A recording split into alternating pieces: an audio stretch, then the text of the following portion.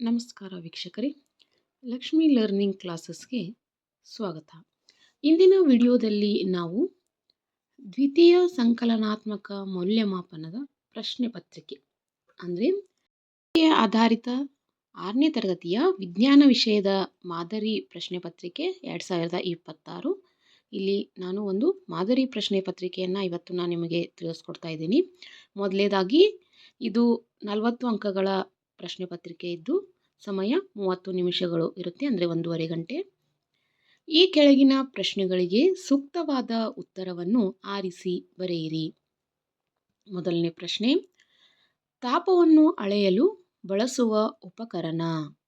ಇದಕ್ಕೆ ಆಪ್ಷನ್ಸ್ ತೂಕದ ಯಂತ್ರ, ಥರ್ಮಾಮೀಟರ್, ಬ್ಯಾರೋಮೀಟರ್ ಮತ್ತು ಸ್ಟಾಪ್ ವಾಚ್. ನೆಕ್ಸ್ಟ್ ಕ್ವಶನ್ ಇದೆ, ಈ ಕೆಳಗಿನವುಗಳಲ್ಲಿ ಯಾವುದು ದ್ರವವಾಗಿದೆ? ಇದಕ್ಕೆ ಆಪ್ಷನ್ಸ್ ಐಸ್ ಕ್ರೀಮ್, ಮರ, ನೀರು ಮತ್ತು ಕಬ್ಬಿಣ.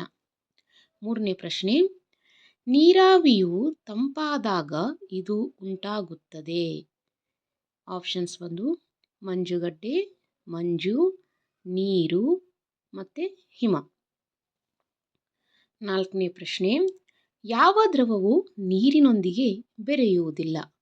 ಇದಕ್ಕೆ ಆಪ್ಷನ್ಸು ನಿಂಬೆ ರಸ, ಉಪ್ಪಿನ ದ್ರಾವಣ, ಎಣ್ಣೆ ಮತ್ತು ವಿನೆಗರ್. ನೆಕ್ಸ್ಟ್ 5ನೇ ಪ್ರಶ್ನೆ, ಈ ಕೆಳಗಿನವುಗಳಲ್ಲಿ ಯಾವುದು ಜೀವಂತ ವಸ್ತುವಾಗಿದೆ? ಇದಕ್ಕೆ ಆಪ್ಷನ್ಸ್ ಬಂಡೆ, ಮರ, ಕುರ್ಚಿ, ಪೆನ್ಸಿಲ್. ಇನ್ನು ಮುಂದಿನ ಪ್ರಶ್ನೆ, ಈ ಕೆಳಗಿನವುಗಳಲ್ಲಿ ಯಾವುದು ಬೆಳೆಯುವುದಿಲ್ಲ? ಇವೆಲ್ಲ LBA ಆಧಾರಿತವಾಗಿರುವಂಥ ಪ್ರಶ್ನೆಗಳು. ಮರ, ಪುಸ್ತಕ, ಮರಿ ಮತ್ತು ಚಿಟ್ಟೆ. ಮುಂದಿನ ಪ್ರಶ್ನೆ, ಈ ಕೆಳಗಿನವುಗಳಲ್ಲಿ ಯಾವುದು ಸಿಹಿ ನೀರಿನ ಆಕರವಾಗಿಲ್ಲ? ನದಿ, ಸರೋವರ, ಸಮುದ್ರ, ಬಾವಿ. 8ನೇ ಪ್ರಶ್ನೆ, ಈ ಕೆಳಗಿನವುಗಳಲ್ಲಿ ಯಾವುದು ಆಕಾಶಕಾಯ? ವಿಮಾನ, ಸೂರ್ಯ, ಪರ್ವತ, ಮೋಡ. ಇದು ಮೊದಲನೇ ವಿಭಾಗ. ಇಲ್ಲಿ ಬಹು ಆಯ್ಕೆಯ ಪ್ರಶ್ನೋತ್ತರಗಳನ್ನು ನೀಡಲಾಗಿದೆ.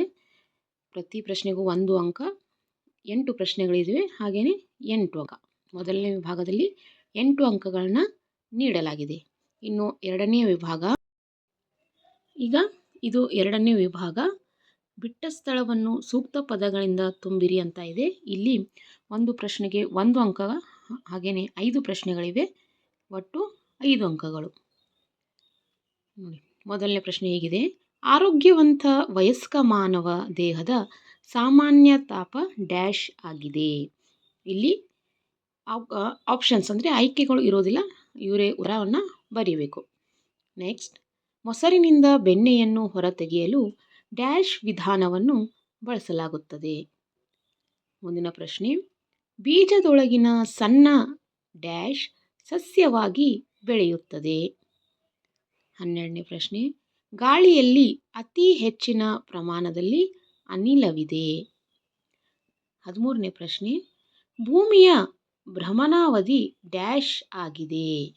ನೋಡಿ, ಇವು ಬಿಟ್ಟ ಸ್ಥಳಗಳು 5 ಅಂಕಗಳಿಗೆ. ಇನ್ನು ಮುಂದಿನ ವಿಭಾಗ, ಕೆಳಗಿನ ಪ್ರಶ್ನೆಗಳಿಗೆ 2 ಅಥವಾ 3 ವಾಕ್ಯಗಳಲ್ಲಿ ಉತ್ತರಿಸಿರಿ ಅಂತ ಇದೆ. ಪ್ರತಿ ಪ್ರಶ್ನೆಗೆ 2 ಅಂಕಗಳು, 7 ಪ್ರಶ್ನೆಗಳಿರುತ್ತವೆ, ಹಾಗಾಗಿ ಒಟ್ಟು 14 ಅಂಕಗಳು. ಇದರಲ್ಲಿ 1 ಅಂಕಗಳ ಪ್ರಶ್ನೆಗಳು ಬರೋದಿಲ್ಲ.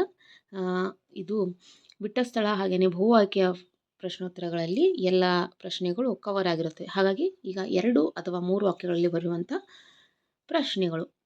ದೇಹದ ತಾಪದ ಮೇಲೆ ಪ್ರಭಾವ ಬೀರುವ ಅಂಶಗಳು ಯಾವುವು? ಇಲ್ಲಿ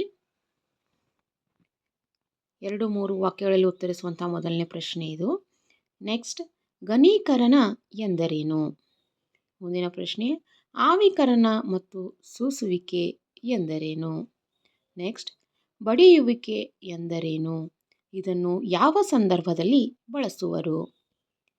ಮುಂದಿನ ಪ್ರಶ್ನೆ 18ನೇ ಕ್ವಶನ್, ಜೀವಿಗಳ ಅಗತ್ಯ ಲಕ್ಷಣಗಳು ಯಾವುವು? ನೆಕ್ಸ್ಟ್ ಕ್ವಶನ್ ಬಂದ್ಬಿಟ್ಟು ಸಿಹಿ ನೀರಿನ ಮೂಲಗಳನ್ನು ಪಟ್ಟಿ ಮಾಡಿ. ಅರಣ್ಯಗಳಿಂದ ಆಗುವ ಉಪಯೋಗಗಳೇನು? ಇದು 2-3 ವಾಕ್ಯಗಳಲ್ಲಿ ಉತ್ತರಿಸುವಂಥ ಪ್ರಶ್ನೆಗಳು. ಇನ್ನು ಮುಂದಿನ ವಿಭಾಗ 4ನೇ ವಿಭಾಗ. ಈ ಕೆಳಗಿನ ಪ್ರಶ್ನೆಗಳಿಗೆ 3 ಅಥವಾ 4 ವಾಕ್ಯಗಳಲ್ಲಿ ಉತ್ತರಿಸಿ. ಇವು ಸ್ವಲ್ಪ ವಿವರಣೆಯನ್ನು ಕೊಟ್ಟು ಉತ್ತರಿಸುವಂಥ ಪ್ರಶ್ನೆಗಳು. ಪ್ರತಿ ಪ್ರಶ್ನೆಗೆ 3 ಅಂಕಗಳು, 3 ಪ್ರಶ್ನೆಗಳು. ಹಾಗಾಗಿ ಇದಕ್ಕೆ 9 ಅಂಕಗಳು. ಇದರಲ್ಲಿ ಮೊದಲನೇ ಪ್ರಶ್ನೆ ಅಂದರೆ 21ನೇ ಕ್ವಶನ್. 3 ಮುಖ್ಯ ತಾಪಮಾಪಕಗಳನ್ನು ಸಂಕ್ಷಿಪ್ತವಾಗಿ ವಿವರಿಸಿ. ಅಂದರೆ 3 ಮುಖ್ಯ ತಾಪಮಾಪಕಗಳ ಹೆಸರನ್ನು ಬರೆದು ಅದರ ಬಗ್ಗೆ ಒಂದೊಂದು ವಾಕ್ಯಗಳಲ್ಲಿ ಅವರು ವಿವರಿಸಬೇಕು. ನೆಕ್ಸ್ಟ್, ಮೋಡಗಳು ಹೇಗೆ ಉಂಟಾಗುತ್ತವೆ? ಮಳೆ ಹೇಗೆ ಆಗುತ್ತದೆ? ಸಸ್ಯಗಳು ಪ್ರಾಣಿಗಳು ಹೇಗೆ ಬೆಳೆಯುತ್ತವೆ ಮತ್ತು ಚಲನೆಯನ್ನು ಪ್ರದರ್ಶಿಸುತ್ತವೆಯೇ? ನೋಡಿ, ಚಲನೆ ಪ್ರದರ್ಶಿಸುತ್ತವೆ.